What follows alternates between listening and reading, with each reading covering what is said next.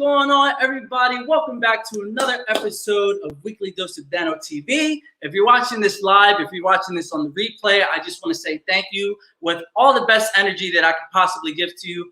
Thank you so much for tuning in and spending an hour of your time to experience all of these golden nuggets, to experience all of these life lessons and all of these great ideas and opportunities and lessons, just so we can all take this together and be that much better when we go out there and we go tackle the world and our problems and our opportunities. We can go tackle it head on and we're going to be A-okay. So I just wanted to thank you for that.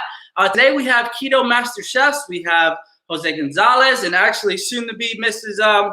Jeanette Gonzalez as well. So congratulations to you two first and foremost. And thank you again for accepting this position today, just to show everybody and let everybody know what the ketogenic diet is. I know I've been hearing about this stuff a lot and I don't know too much about it. So you're going to be schooling me. You're going to be schooling everybody else watching this. Hopefully, you know, if you know what keto is, hopefully you can learn something new today.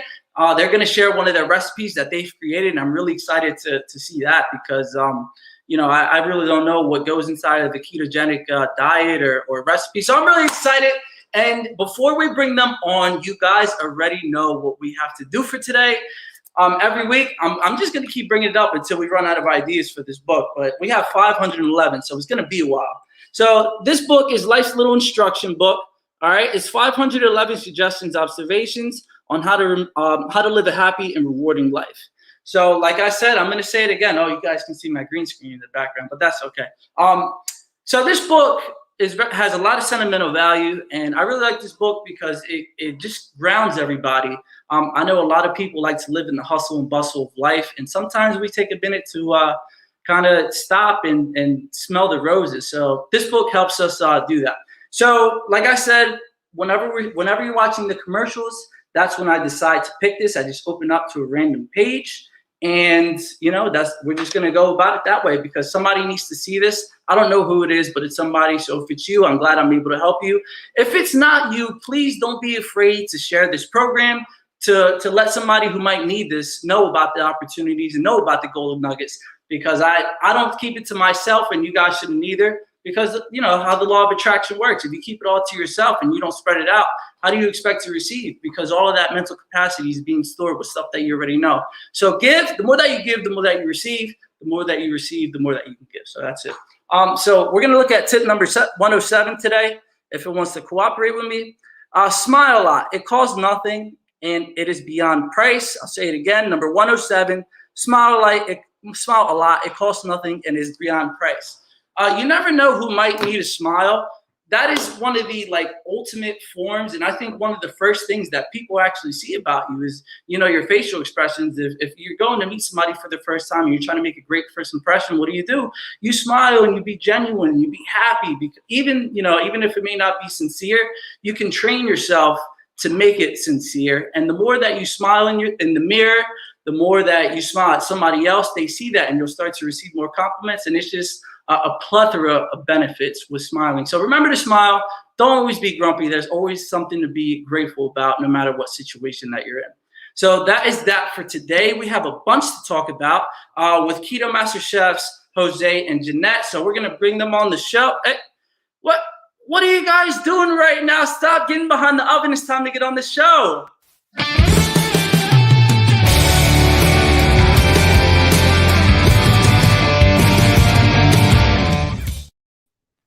Hello, everyone, and thank you for joining us today, this lovely Wednesday.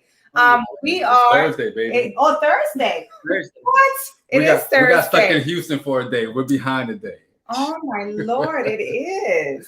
How you doing? Thank you so much for having us here, Daniel. We are beyond excited to be here. This is such an amazing opportunity and platform. Thank you to you for having us here, for all of your lovely viewers who are already chiming in and spreading positive energy. I wanted to chime in on your point about smiling. Yes. Smiling also keeps you young. No, and it's contagious. It's an anti-aging formula. Yes. So if you want to prevent wrinkles, there's no formula or cream that can prevent wrinkles the way smiling can. That's what's keeping me young. Oh yeah. And thank you guys for accepting. So again, we are the keto couple. Oh. Jose, yes. We all good. Yeah. So thank you guys for accepting this position for today. I'm really excited for you guys to be here. And just a shout out to my fans. I was trying to think about what we can call our amazing community and our amazing family. So there it is. We're going to be called the Positivity Posse. And you guys can write hashtag Positivity Posse. As you're watching this, you should let us know that you're there. Just comment it just so I know you guys are rocking with us.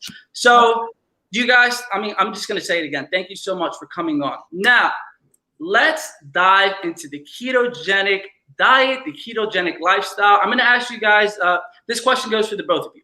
Yes. How did you get started and how did you find out about the keto diet?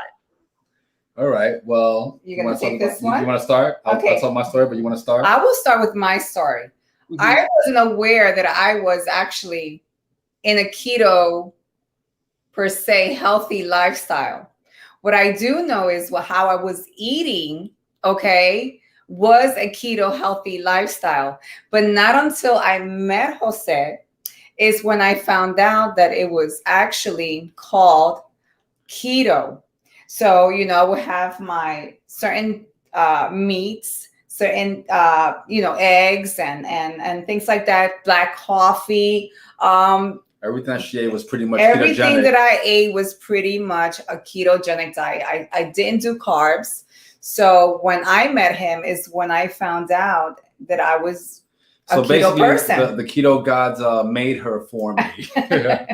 And myself, I've been a chef for over 20 years professionally. During most of that time, I struggled with weight and health. And after trying many diets and many ways of weight loss, I finally happened upon a ketogenic lifestyle. Since then, I lost about 100 pounds. After that, life hits you and, there's a lot of mindset that goes into sustaining any type of lifestyle. So I gained back about 80 pounds, lost it again. Yeah. And when we met, I was, 10% body fat, super lean, 8-pack. But when we were in our amazing keto quarantine during last year's pandemic of 2020, I gained back 42 pounds. Like a lot of people that were at home, just, having too much time on their hand, perhaps waiting for the longest 2 weeks ever of their life to pass by. And so I gained 42 pounds, and I documented on my Instagram last year, starting August 4th. You did, yes. Where I was, how I had gained 42 pounds, and what I did over 100 days to lose it all again. So that's kind of how, how I discovered keto was kind of serendipitously. I had learned that carbs were inflammatory, and so I had given up carbs. And so without knowing it, I got all the health benefits. I wasn't even working out. Lost, like I said, 100 pounds, but you also have to, G.I. Joe, I grew up watching G.I. Joe. They said known as half the battle. So your diet is half the battle. There's a plethora of recipes out there, but it also involves the mindset and adapting to, to committed to that goal as well. Yeah. And during quarantine, it was pretty tough for you. Correct. Yeah. Well, it was easy to overindulge, but yeah. Yeah, that's amazing. And I'm loving your guys' energy. That's why we have some of the comments right here. You guys look great and you make a beautiful couple. I'm loving the energies. Oh, thank you. We appreciate that. Love and energy to everyone. Yes, appreciate thank you so much for joining us as well. So when we were having our conversation on the phone, I know we had a little, pre-call before you came on the show. You mentioned the term personal accountability and how you started to develop that from the ketogenic diet. Can you explain just some of the things that you've learned about yourselves while going through this diet? Absolutely. So for myself, like I had said, I had happened upon the diet. I learned that carbs were inflammatory. And that was just like the tip of the iceberg, as before I got down the rabbit hole of learning more about nutrition and health.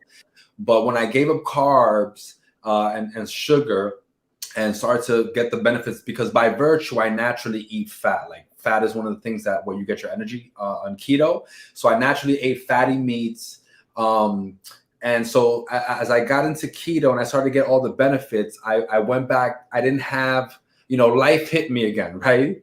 And so when life hits you and you don't have certain habits, you haven't really broke through and created certain habits and created an environment that's conducive to you to follow through on your goals, you can come upon obstacles. This happens to everybody, right? Like I'm trying to avoid carbs and sugar are everywhere. If you go to the CVS to get razors, when I go to the counter, there's carbs and sugar. If I go to the gas station to get gas, when I go to pay, there's carbs and sugar. If I go to Barnes and Nobles to buy a book, when I go to pay, there's carbs and sugar. So for someone that's trying to avoid carbs and sugar, or you commune with friends and family, go out to eat, it's everywhere. So I came to find out that it was more about structuring my mindset and creating a mental environment that was also conducive to me following through on my goals.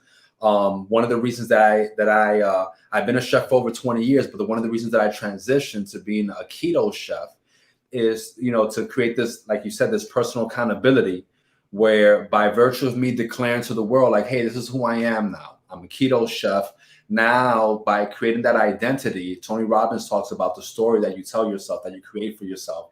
By creating the story of who I was, I have to live consistent with that, Right. Yeah. So the quarantine happened, I gained weight, but because I'm the Keto Master Chef, rather than,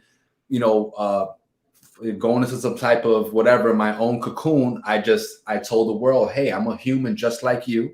You know what I mean? It doesn't matter that I've lost 100 pounds. I went through this same world situation like you, and, I put on weight. I'm sure somebody else did. Now I'm going to show you what I'm going to do, Right. To fix it. Absolutely. To reverse it. That's right. But once I created that story for myself and created that identity, then all of your actions, consciously and subconsciously, have to, coincide with who you believe you are, and so that's where the mindset and that personal accountability came, because it's easy to fall into a trap where you blame certain things. I can easily blame all those things that I told you. My environment, this makes it hard. I didn't have support. Like, people are teasing you for not eating rice and beans at the holiday thing or whatever. Like, we make all these excuses, but when a personal accountability is by saying, whatever my situation is, good or bad, it's my fault. Correct. And so if it's going to improve, I'm the only one that can improve it. And if it continues to suck, it's also my fault, And once you take that position, it becomes empowering, because now no one else is in control of what you're doing, of your circumstance. Now you are completely empowered. Now you have no one to blame, and you can take total control. So that was the mindset shift that I had to make, to really make that commitment and have that consistent breakthrough. Wow. And my accountability was just him, him being by my side, because now he's 45, right? And I'm already over my 50s. So I knew I had to kind of like get myself out there, because yes, he gained the 40-something pounds, but I was still on my regular weight. So the accountability was us both. Absolutely. We kind of pushed each other, whatever, we pushed each other. Going to the gym, eating certain, foods, meals, prep meals. Those were staying away from junk food, staying away from certain things. So, even though he had his weakest times, we had to kind of like rely on each other. Absolutely. We had to rely on each other. Definitely, and that's support. That is support. Yes. Wow, that is so amazing, because not everybody has what you two have, and it's amazing just to hear about these stories. So everybody that thinks that they're a hopeless romantic, don't give up just yet, because there is love out there for you. So Jose, there was actually one point that I would love for the both of you to touch on, and it talks about making excuses, right? So when you're making these excuses, you don't really get to see the bottom line, and the bottom line is that your diet really affects, your health when it comes to illnesses. Would you be able to explain like the food-related illnesses that people live through now because they eat? Absolutely. So before I segue, let me start with the excuses part. Excuses, at the end of the day, I said about the part about the story that we tell ourselves, right? Mm-hmm. So excuses, it's a word for the story that we tell ourselves, right? Whatever you believe, whether you believe you can do something or not, it is absolutely true. So what excuses really are is people willfully telling themselves, I can't accomplish this, I can't do this. Whatever the justifications really are irrelevant. at a at a deep level. That's what they're saying. I can't do this. I don't believe in myself. So to get rid of excuses, it requires for you to believe in yourself, right? To just change the narrative and say, hey, I can do this, Now, mindset. Correct. Now, getting into, the keto, right? And exactly what it is. Basically, keto is a low carb, high fat diet. Okay.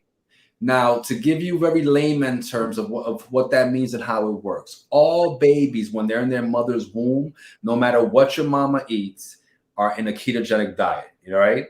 Okay. And by the way, my disclaimer that I always give is that I'm sharing information, right? I'm not teaching you anything. I'm sharing information, and everything I say, I always encourage people to go and research, all right, and validate for themselves. We're just simply sharing information. But every baby that's in a mother's womb is in a ketogenic diet, which means that they're eating 73% saturated fats, about 20% protein, and less than 10% carbs. Now, every baby that is then born should be having breast milk. Okay, should be having breast milk. I think we can all agree that's the most appropriate human diet for an infant. Breast milk is always, no matter what a mother eats, ketogenic. It's 73% saturated fats because our brains are 90% fat. Every cell in our body is made up of cholesterol. So the science behind keto is that there's three major nutrients that you derive from food, which is protein, fat, and carbs. And the body can use either carbs or fat for energy. The body loves carbs, but in the absence of carbs or sugar, which are one and the same, it will rely on fat because that's ancestrally appropriate. That's the first diet that all humans have ever been on. And so that's kind of how it works. And like I said, you can use either fat for fuel or carbs for fuel. But there's three major problems with carbs for fuel. Number one, carbs suppress a hormone in the brain called leptin. Leptin lets you know, oh, I'm full, like I'm good eating. But oftentimes when we're eating carbs, when we're having a steak with potatoes, French fries, rice and beans, whatever it is that we have, starches, you get to a point that you're enjoying your food and you feel like you're getting full, but it's so delicious and you just want to, so delicious, you want to push through and have it all. And then afterwards, you're like busting at the seams, wondering, oh, how did I eat so much? So that's one thing that carbs do. A second thing that carbs do is that they make you hungry all the time. All right. It's a quick source of energy. So what happens is pretty much that when people eat carbs and fat, you use some of the carbs for energy. The rest gets converted to fat. It gets stored. Plus all of the fat that you just ate also gets stored. So in the presence of carbs and fat, you're never really burning fat. All right. And then the third thing, and this is the kicker, because you asked me about how does our diet affect and cause all of these chronic diseases in our community.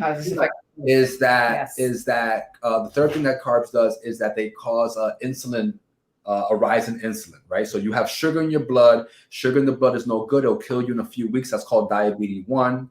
When you don't produce insulin to capture that sugar. So diabetes 2, which is what most people suffer from, is caused by our diet. It's because we are consuming sugar or carbs. Insulin is produced by the pancreas as a firefighter to get that out. And in time, you get what's called insulin resistance. So what exactly is insulin resistance? Imagine that you have a buddy that gives you good advice, okay? And he's always giving you good advice. He's always giving you good advice, but he never stops talking. Everything he has to say is good for you, but he just never stops talking. After a while, you just tune him out. You're not saying that he's not helpful, that he's not coming from a good place, but you just kind of tune him out because it's nonstop. So since we're always eating sugar and insulin is always coming to the blood cells, our blood cells become resistant to insulin. As a result, the pancreas produces more insulin. Now, here is the caveat to why we have all these health issues. When we go to our doctors are testing our sugar levels, our resting glucose, our sugar. But the sugar is being pulled out by the insulin. They are not testing our insulin. So most people, unbeknownst to them, suffer from hypoinsulinemia, which is the cause for high blood pressure, hypertension, arthritis, inflammation, plantar fasciitis, erectile dysfunction, a polycystic ovarian syndrome, infertility issues, and on and on. Yes. And the last thing I want to say about this point, because our diets, our overconsumption of carbs and sugar is the reason for all metabolic syndrome diseases, all cardiovascular diseases, obesity, prediabetes, diabetes, heart attack, strokes, Alzheimer's, dementia. Mm-hmm. So the last nugget I want to give you on this point is that keto has become popular recently because the health care, the fitness industry is using it to help people lose weight. But keto is not a weight loss diet. Weight loss is a byproduct of keto. Doctors discovered keto over 100 years ago, and they discovered it to treat childhood epilepsy. Because they discovered that epilepsy is triggered by the consumption of carbs and sugar. And since then, doctors have been using it to treat obesity, diabetes, women infertility, impotence, and on and on. Mm-hmm. All the metabolic syndrome diseases, cardiovascular diseases, hypertension, high blood pressure that we suffer in our community. Jose, you're debunking the stuff already, man. You're getting ahead of ourselves here. Listen, when it comes to the myths, I got myths. Yes, and there's a lot of them going on right now, which I just chimed in, and there's a few people that are, of course, against the keto or eating meat. But let me tell you, it has nothing to do really with the meat. We're gonna get to those myths in a second. We're gonna get to those myths in a second. So there is so many myths. I'm looking through and I'm like, we're gonna get to it in a second. Wait a minute. Yeah. So I mean, everybody's gonna have their opinion on everything. You know what I mean? So it's all about your lifestyle and really what you want to do with your body. Just like abortion, I don't think that we should tell people what they should be doing with their body. But anyway, that's a whole different subject. So Jeanette, this question is going to be geared towards you. Okay. One of the myths that I have written down on here is keto makes you feel tired and sluggish. Would you have any rebuttals as far as that myth? Keto does not make me feel sluggish and tired. Actually, I mean, my daily, when I wake up in the morning, maybe about 6 o'clock in the mornings when I wake up, sometimes maybe 5-ish, I will have my dinner before, maybe the latest will be 5 o'clock in the evening. Mm-hmm. And I won't have anything else to eat. First of all, I always have to have my black coffee. I don't do no sugar. I don't do no dairy, no milk, nothing in my coffee. And I've been a lover of black coffee for like over 20 years. Okay. And I had to get adjusted to that. But that was after I had my children. And then I acquired that taste for black coffee. So right now I have my black coffee around 7 o'clock in the morning. And I won't have anything really to eat like substantially, like eggs or avocado and a piece of, I like to have my cheese once in a while. And I won't have that till like 1 o'clock in the afternoon, maybe 2. Energy is great, right? Yeah, and my energy is great. Yes, I can go on. And because our hectic schedule, we probably won't have something like a dinner till like maybe 4 or 5 o'clock in the afternoon. We have loads and loads of energy. But it doesn't make me sluggish. Or tired at all. No, yeah. I am not able to consume, for me, my personal body, I cannot consume carbs. So I wasn't able to eat. So that's how I found out that I was, when I kind of embraced into keto because carbs were starting to affect her body, inflammation, and a lot of things that that women deal with. As a Spanish person, we always had the rice and the beans and or maybe spaghettis and things like that, and those meals weren't going right with my system. So then I started learning different ways of eating. Okay, I would have avocados, always salad, grilled chicken, salmon, fish. I love fish. So those are the things that I will just be comfortable eating. And then when we met, he was like, you're pretty much doing a ketogenic lifestyle. To your point, but energy is. And I'm not really a meat eater. I will have a piece of chicken, fish, salmon, seafood salad with my my regular salad, and that would be it. That would be it. So yeah, thank you for clearing that up for everybody. So that's just one myth that we just debunked right here. It really, I feel like it depends on what your goals are and what your body is. There's one more myth, Jose, that I want you to debunk right now. And we're about to take a quick commercial break. So if we can get 2 or 3 concrete tips to debunk this, then that would be more than fantastic, and everybody would appreciate it. So the second myth that I have written down is keto is too difficult. Let's say you're talking to yourself when you first started this diet, and now you know everything that you know. Would you be able to give 2 or 3 tips to show that it's really not too difficult? Absolutely. So the great thing about keto is the reason that a lot of people struggle with the idea of transitioning to a ketogenic lifestyle when they become privy to some of the things that you are eating is because when you are on a carb diet, I mentioned before in my 3 things that carbs do, you're hungry all the time.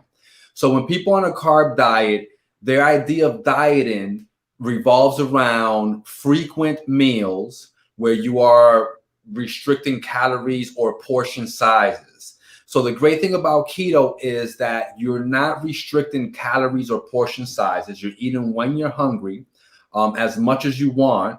As a result of that, because you're relying on fat for fuel and not this carb source that is like, you use it fleetingly, get some energy after 3 or 4 hours, you're hungry again. And if you're not eating, you feel hangry and you're moody and you're not the same. You need that glycogen.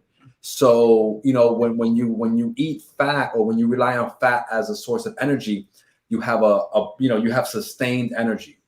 So yeah, like I said, pretty much you're not eating by eliminating these carbs, your energy is sustained throughout your day, your mood is better. Correct. And the myth that we were debunking was exactly just to give like 2 or 3 tips to somebody that's just starting out with the ketogenic diet. How to get started? Yes. How to get started? Yeah, just 1 or 2 tips. Like if I wanted to start right now, what would be the 2 top tips that you want to tell me? The great thing about keto is that it's one of those diets where you don't have to order anything from any company to start. You can start right now as soon as you make a decision. And I would define keto in just 2 sentences. I would say, number 1, you want to omit and restrict carbs and sugar. All right. And carbs would be grains, rice, bean, corn, bread, pastas, processed grains, starchy vegetables, potatoes, sweet potatoes, those types of things.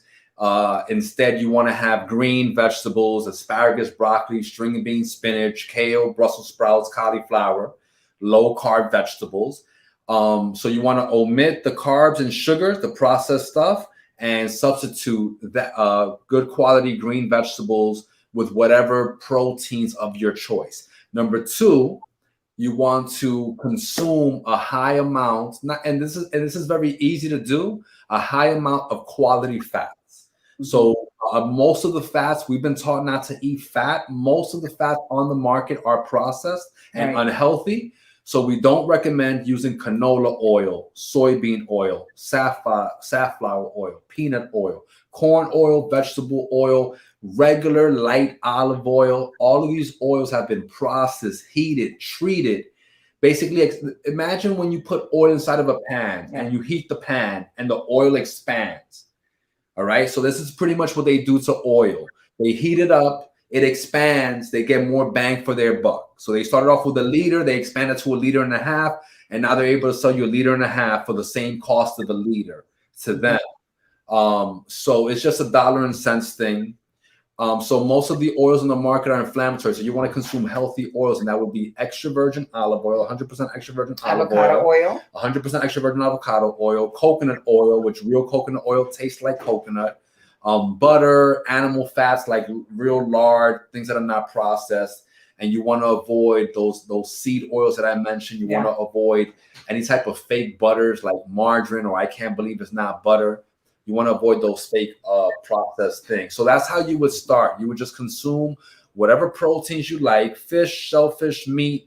You don't have to have bacon. You don't have to have pork. You don't have to have red meat. You know, a lot of people that we work with only have chicken or fish or eggs. And because you're just by the virtue of omitting and restricting the carbs, you're going to be fuller for longer, have more energy. And that whole eating more often, having smaller meals, starving yourself, that's out the window. You're gonna eat about 2 times a week. You're gonna feel amazing. Skin's gonna be glowing, and lots of energy. The first step is to make that decision. Okay, that would be the first step. Make that commitment. What is going to be your healthy lifestyle? Make that commitment. You take it on that. You're going to make that commitment. Yes. All right. Well, thank you guys so much for those tips. And right now, we need to hear a quick word from our sponsors. And when we come back, you guys have prepared the keto pizza for us. So you're going to talk a little bit about, you know, what the recipe, how it all got started, and what we can do to make this keto pizza at home. So we're just going to hear a quick word from our sponsors. We'll be right back. Don't go anywhere. Thank you.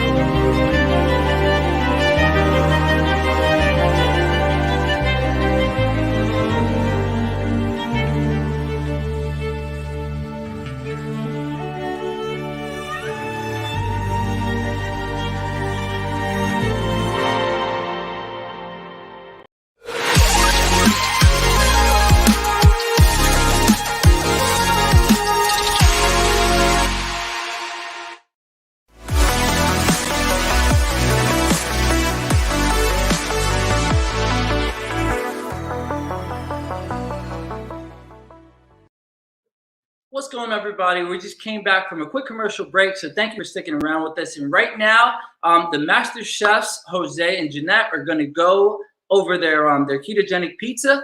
So if you guys are listening right now, I want you to do something for me. Before they even get started on their recipe, I want you to comment right now how hard, from a scale from 1 to 10, how hard do you think it would be before they even go into it? Because I know if I were to hear something like, oh, ketogenic pizza, I would think it would be one of the hardest things to make. So right now, on a scale from 1 to 10, just comment how hard you think this dish would be to make. And then I just want to make another point too is, you know, I'm so happy that everybody is sharing their opinions, you know, from the master chefs to everybody in the comments. And I just want to say thank you all for just keeping it, you know, positive and keeping it light and not getting offended or, you know, not coming at anybody's necks or anything like that. So thank you guys so much. James he already started his comment. He said 10 plus, he can't cook. Don't worry, James, when we go down to visit you, when me and Sebastian go down to visit you, we got you. We'll teach you a few things because, you know, the Spanish people, we know how to throw it down in the kitchen. So I'll say that. Hard to make, I will say number 5.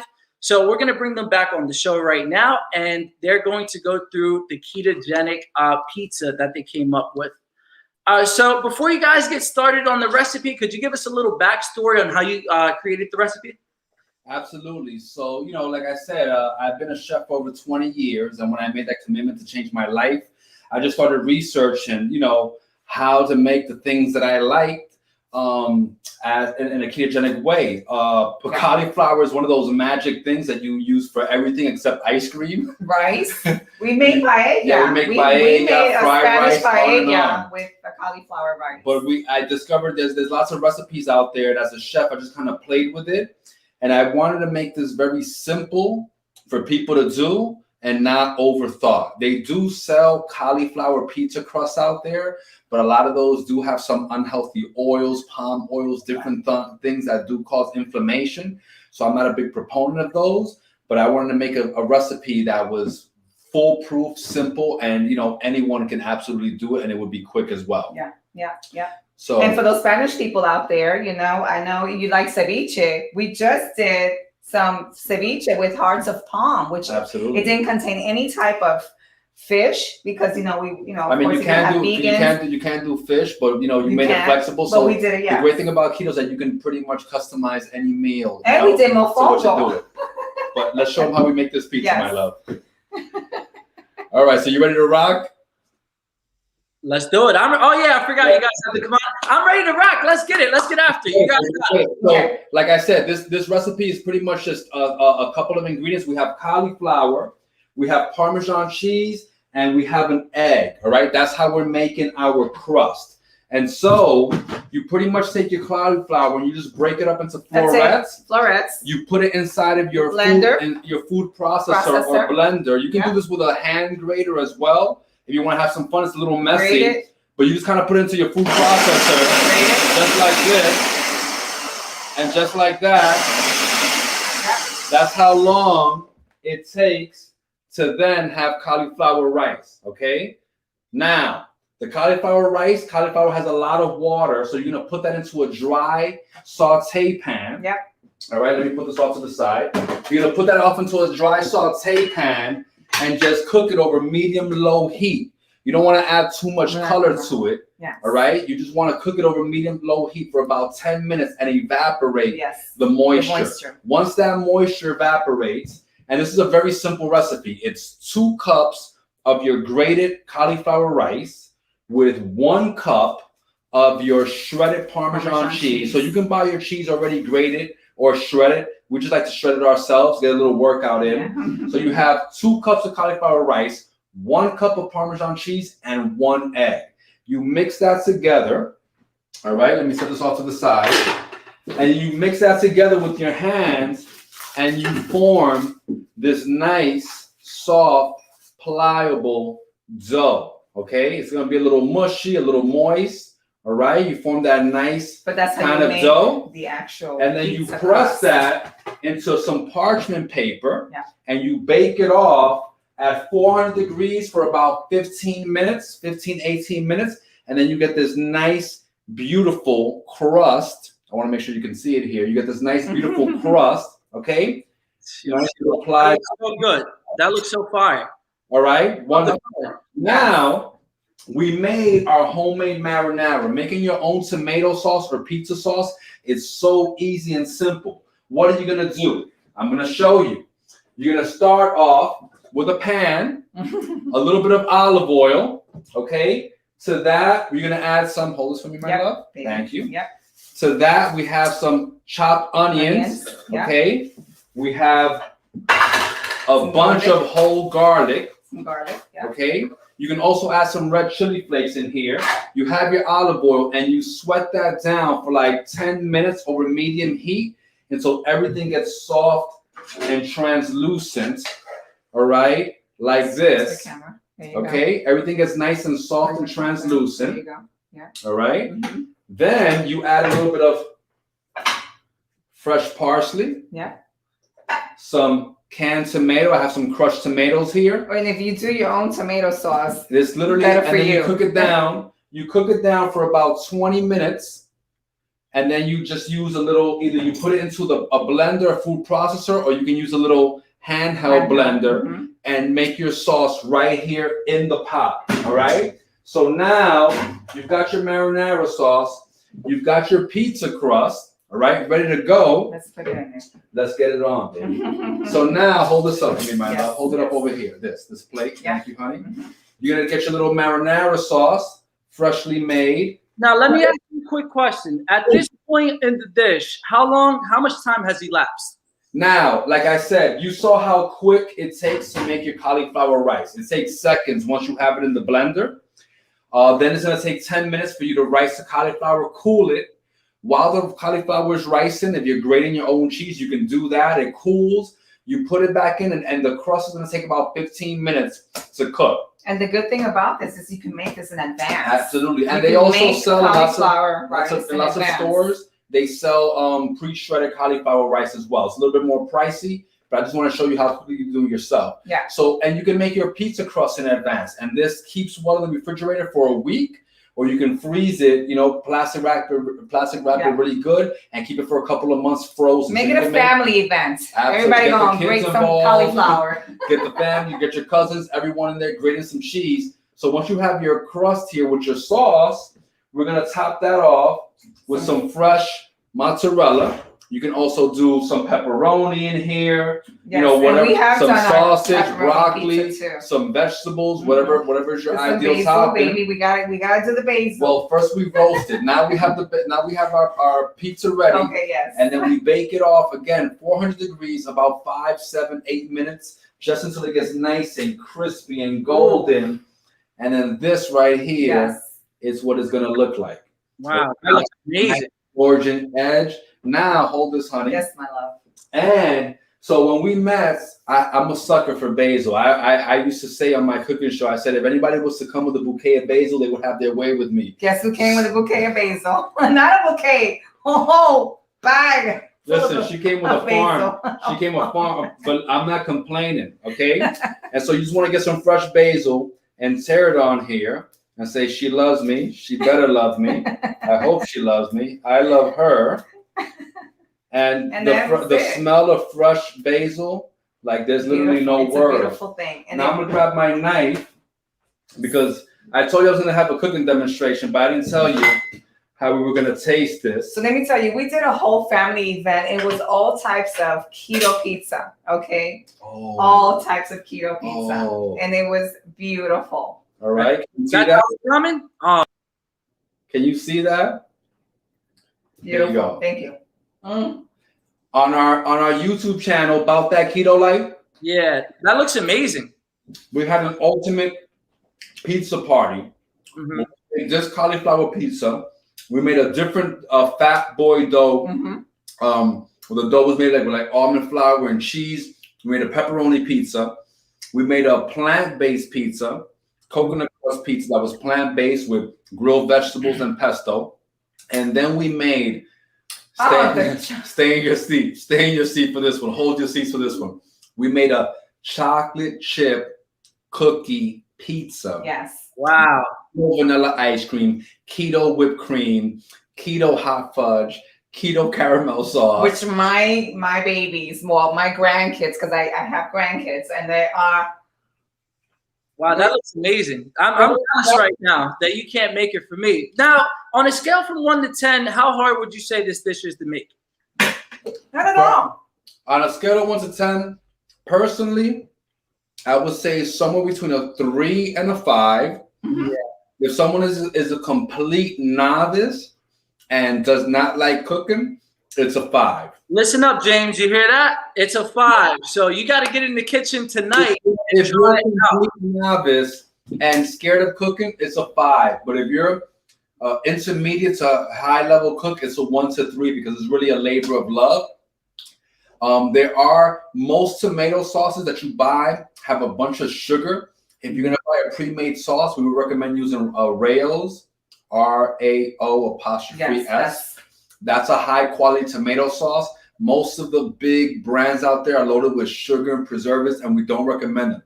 So that would be a way for you to skip a step and jump ahead of the curve. Okay. And make your cauliflower in advance, and then exactly. That's one thing. Grate your cauliflower, make your dough, bake it off. If you pre-buy your sauce, then you just have to get your mozzarella and your basil, and you're done. So that's a way to take it from a level 5 for a novice to a level 3. And it depends what ingredients you want to use, how much you want to incorporate in your pizza? Listen, this right here. Now, let me guys ask you a question, because I see the big picture in the background. So obviously this is a passion of yours, and this is something that you have a lot of experience with. Now, keto cooking with love, how did that all get started, and where do you see that going within the next year? Absolutely. So that's a great question. I had started doing, before we met, I had a live cooking show. And when we met, I kind of took a sabbatical from that as I moved and went through a transitionary period. And we do master classes where we come into people's houses. We also do them virtually, where we kind of come into your home, teach you how to cook, teach you how to ketify your life. And we did one for some friends of hers organically. And since it were friends of hers, we kind of hosted it together. And that's when we kind of got this idea of how we can reach more people, a broader audience, and ultimately help as many people as possible. And so, you know, our brand, our story is all about love. To that level, yes. And I used to do keto cooking live, and so the natural evolution with it being us was keto cooking with love. You know what I mean? Like that's really that. You know, everyone is always about, you know, losing weight, getting healthy, dieting, but we wanted to create a brand where it wasn't about restriction or deprivation, but it's about enjoying your life, loving what you do, and loving the journey, your healthiest life, and just and absolutely being healthy. So we started. We did about on our YouTube channel. We have about 33 episodes that we did over 35, 36 weeks. So there's hundreds of recipes up there on our YouTube channel. We just wrapped on season 1 as we get ready for our wedding, which is literally like in 2.5, 3 weeks. But we'll be coming back in the fall with our new season of Keto Cooking with Love. And we even did a halftime of the Super Bowl. Oh, Super Bowl. We had an amazing Super Bowl party. Amazing keto ultimate party. We did a menu where it was Kansas City versus Tampa Bay. So we had cocktails for both. We had we always start with a signature cocktail as well. and signature cocktails and mocktails. We show people how to make non-alcoholic beverages for adults and children. And you know, there's a lot of going back to your myths question. There's a lot of myths out there about keto. Yeah, you eat a bunch of bacon. You have to eat a bunch of eggs. I'm sorry. And how it's unhealthy and whatever. But our brand is about lovingly accepting who you are, not judging yourself. Committing to having a positive life, health, and mindset, and committing to the change and the journey, and then also enjoying the process. You know, because like happiness is not a destination ever. Happiness is always a state of being. You know.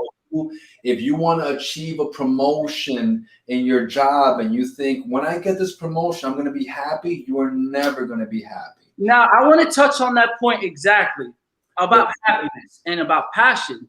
What makes you two so passionate about teaching people about the lifestyles, whether they're struggling with their weight, whether they're struggling with their lifestyle or diet change? What makes you so passionate about teaching keto to everybody? Let me just tell you my point of view.